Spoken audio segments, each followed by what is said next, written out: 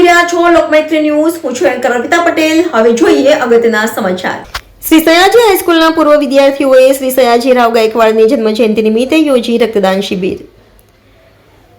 શ્રી સયાજી હાઈસ્કૂલના પૂર્વ વિદ્યાર્થીઓ દ્વારા શ્રી સયાજીરાવ ગાયકવાડની 162મી જન્મજયંતિ નિમિત્તે રક્તદાન શિબિર યોજી હતી. શ્રીમંત મહારાજા સયાજીરાવ ગાયકવાડની 162મી જન્મજયંતિ 11મી માર્ચના રોજ છે, જેને અનુલક્ષી આજ રોજ શ્રી સયાજી હાઈસ્કૂલના પૂર્વ વિદ્યાર્થીઓ દ્વારા માંડવી સ્થિત શ્રી વિઠ્ઠલનાથજી મંદિર ખાતે સવારના 10 થી 1 દરમિયાન રક્તદાન શિબિર, હોમિયોપેથિક મેડિસિન અને જનરલ ફિઝિશિયન ચેકઅપનું આયોજન કરવામાં આવ્યું હતું.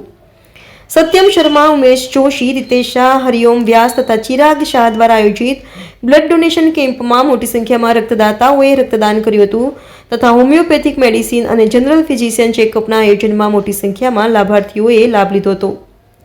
સમગ્ર આયોજન સંદર્ભે સત્યમ શર્માએ માહિતી આપી હતી. Bureau report, Lokmaitri news, Vadodara. આજે તારીખ 9/3/2025 અત્રે દેવસ્થાન ટ્રસ્ટ સંચાલિત વિઠ્ઠલનાથજી મંદિરે શ્રી સયાજી હાઈસ્કૂલ 90s ની બેન્ચે રક્તદાન શિબિરનું આયોજન કર્યું છે. આપણે સૌ જાણીએ છીએ કે વડોદરાને બધું જ આપનાર, સારી સુવિધા આપનાર મહારાજા શ્રીમંત સયાજીરાવ ગાયકવાડનો 11/3/2025ના રોજ 162મી જન્મતિથિ આવવાની છે. એની અનુલક્ષીને અમે આજ રોજ પૂર્વ વિદ્યાર્થીઓએ અહીંયા રક્તદાન શિબિરનું આયોજન કર્યું. વડોદરાના મહારાજાએ વડોદરાને ઘણું બધું આપ્યું.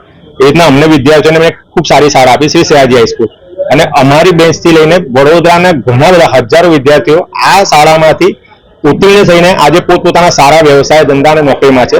તો અમારી ઈચ્છા હતી કે અમે વિદ્યાર્થીઓ, વાલી મિત્રો આજે ભેગા થઈએ, એક સારા દિવસે આજે રક્તદાન શિબિર કરીએ અને આવનારી પેઢીને બી આનો સંદેશો આપીએ કે જે રીતના આપણા શાસ્ત્રોમાં કહેવાય છે કે ભાઈ કન્યાદાન, ગૌદાન, એ રીતના રક્તદાન બી એક સારું દાન છે. તો આપ સૌ બી આ સંકલ્પમાં જોડાઓ અને આ જ રીતનું આયોજન કરો.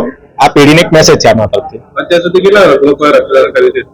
અંદાજે 35 થી 40 જણા કરી ચૂકેલા છે અને લગભગ હું અંદાજથી કહું જે પ્રમાણે 100 જેવી સંખ્યા થવાની પૂરેપૂરી છે.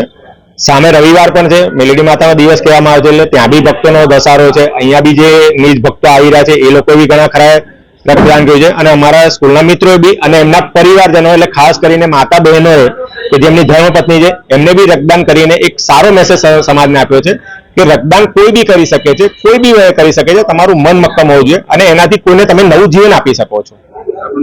સત્યમ શર્મા. લોકમૈત્રી ન્યૂઝ સાથે જોડાયેલા રહેવા અમારા યુટ્યુબ ચેનલને સબસ્ક્રાઇબ કરી ફેસબુક અને ઇન્સ્ટાગ્રામ પેજને લાઇક અને શેર કરો.